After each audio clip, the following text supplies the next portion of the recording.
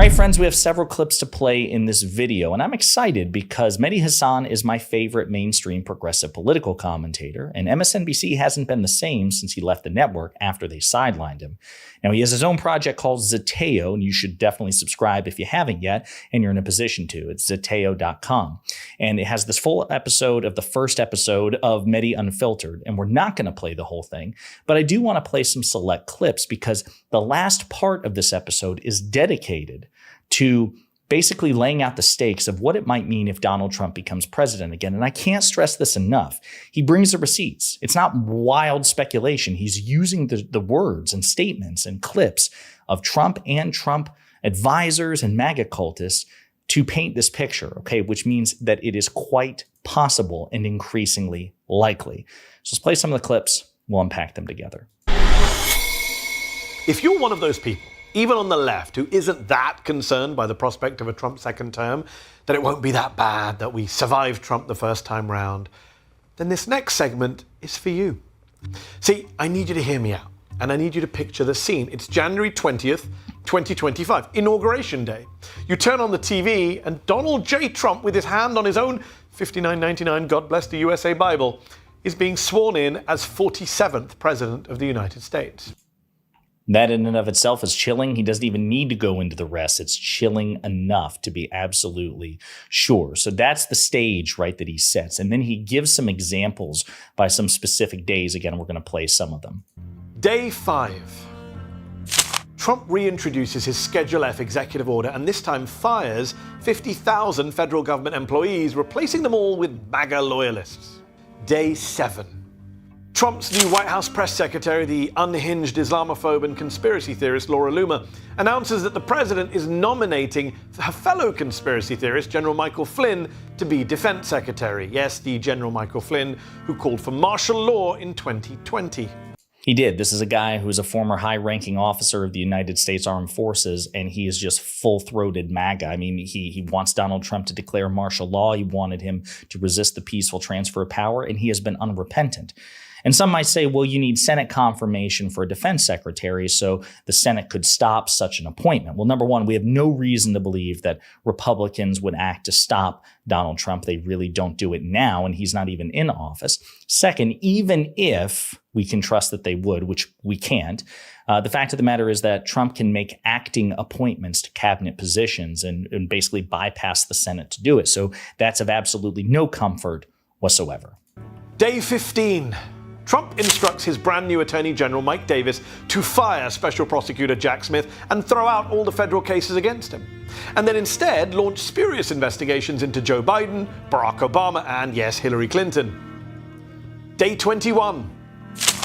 Trump calls for General Mark Milley's prosecution and execution.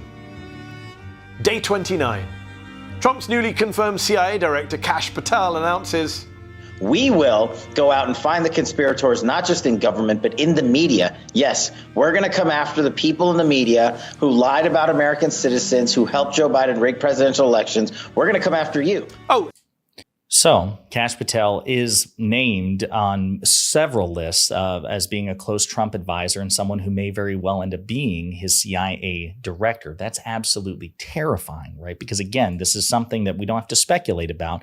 Patel has repeatedly said this, and he said that particular part on Steve Bannon's War Room podcast, Steve Bannon being a top Trump advisor who may very well become Trump's chief of staff, effectively the second most powerful man in federal government. Then with respect to some of the other things that Mehdi Hasan pointed out, like Donald Trump seeking the prosecution of President Biden, President Obama, and Secretary Hillary Clinton, Donald Trump has publicly, openly, consistently run on platforms of jailing his political opponents in every election cycle. 2016 against Hillary Clinton, 2020 as the sitting president. He publicly said on Fox News repeatedly that he wanted his attorney general, Bill Barr, to prosecute Joe Biden, the then Democratic nominee.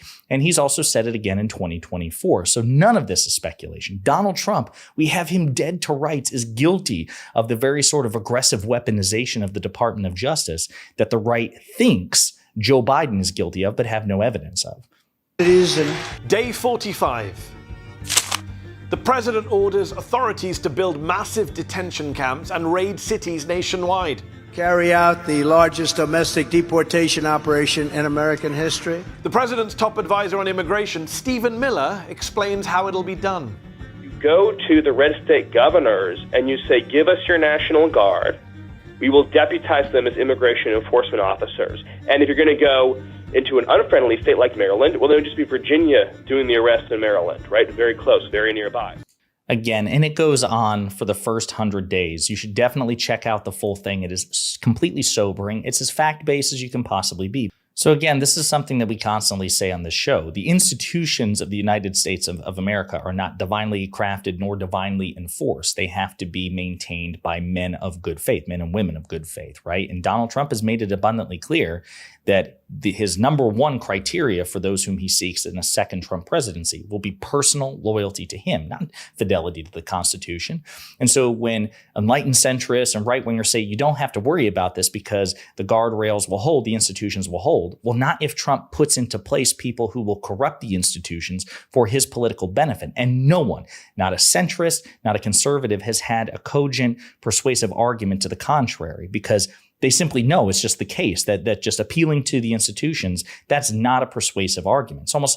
It's again, I've used this metaphor like when they talk about guardrails.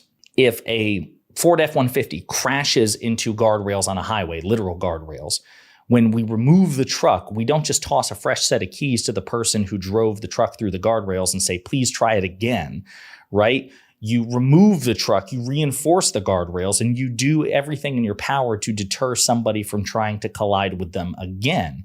This would be the equivalent of centrists and conservatives looking at the mangled guardrails, which just barely held the first F-150, and tossing that guy a fresh set of keys and saying, yeah, try again. I mean, it worked the first time. It'll probably hold the second time. Absolutely makes no sense whatsoever.